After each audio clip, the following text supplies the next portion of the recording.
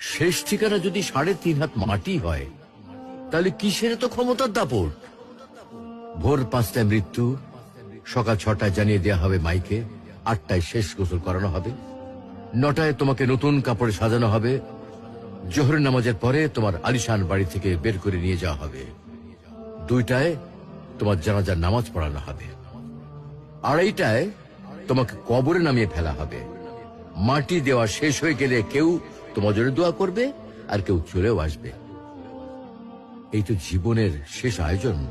তো কিসের তো অহংকার, কিসের তো ক্ষমতার দাপট? হ্যাঁ, ক্ষমতা কারোর জন্য চিরস্থায়ী নয়।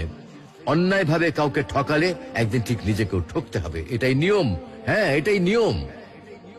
ভোরের সূর্যোদয়ের আলোতে যে পৃথিবী আলোকিত হয়, সন্ধ্যার সূর্যাস্তে তা আবার হারিয়ে যেত দেখি। অসত্য দিয়ে সত্যকে কখনো ঢেকে রাখা যায় না। প্রকৃতি